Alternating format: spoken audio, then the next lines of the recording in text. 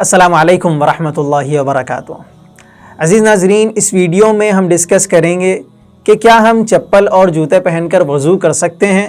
کیا اسلام ہمیں اس کی اجازت دیتا ہے کہ ہم چپل اور جوتے پہننے کی حالت میں بھی وضو کر سکتے ہیں یا نہیں کر سکتے؟ آئیے اس ویڈیو میں ہم آپ کو اس کی تفصیلات بتاتے ہیں۔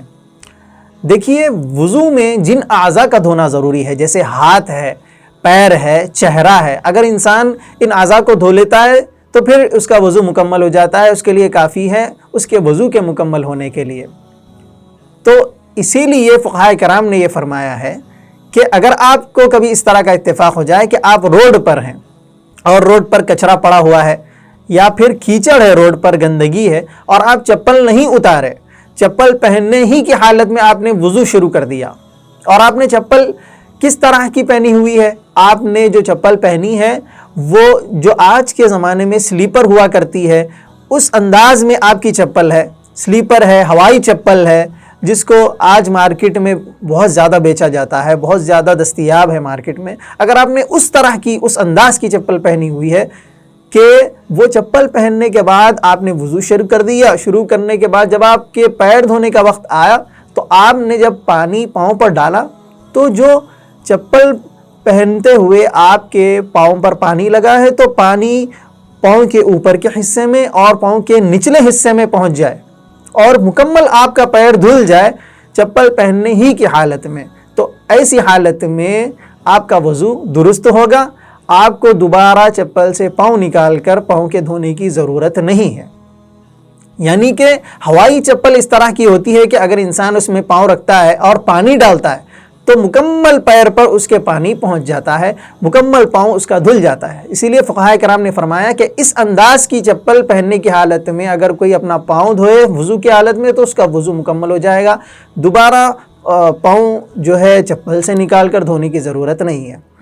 اسی انداز کی جو چپل تھی، یہ جو چپل ہے، اسی انداز میں آپ علیہ الصلوۃ والسلام کی نعلین مبارک بھی تھیں، اور آپ علیہ الصلوۃ والسلام نے نعلین پہننے ہی کی حالت میں وضو بھی فرمایا ہے، یہ حدیث مبارکہ سے ہمیں معلوم ہوتا ہے۔ اسی طرح حضرت عبداللہ ابن عمر رضی اللہ تعالی عنہ سے بھی یہ ثابت ہے کہ انہوں نے بھی نعلین پہننے کی حالت میں وضو فرمایا ہے۔ یہ جو حدیث ہے یہ سنن نسائی ہے، حدیث نمبر 117 ہے۔ تو اس سے ہمیں معلوم ہوتا ہے کہ چپل پہن کر ہم وضو کر سکتے ہیں۔ اور اگر آپ جوتے پہنے ہوئے ہیں اور آپ روڈ پر ہیں، روڈ پر کچرا پڑا ہوا ہے یا پھر گندگی ہے یا پھر آپ نے وضو کرنا اسی طرح شروع کر دیا، آپ کو یاد نہیں تھا کہ آپ نے جوتے پہنے ہیں، تو جوتے پہننے کی حالت میں آپ وضو نہیں کر سکتے، پاؤں آپ اپنے نہیں دھو سکتے۔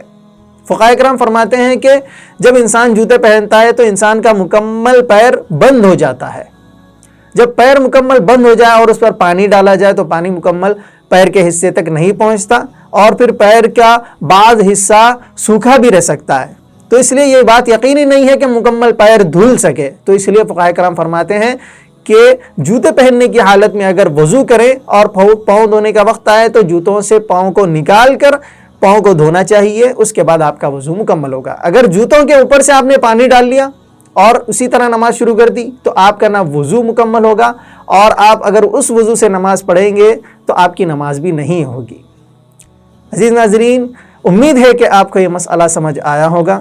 اگر آپ کو یہ ویڈیو اچھی لگی ہے تو اس کو لائک کیجئے، شیئر کیجئے، ہمارے چینل زاد مسلم کو ساتھ میں سبسکرائب کیجئے۔ جزاکم اللہ خیرا۔ السلام علیکم ورحمۃ اللہ۔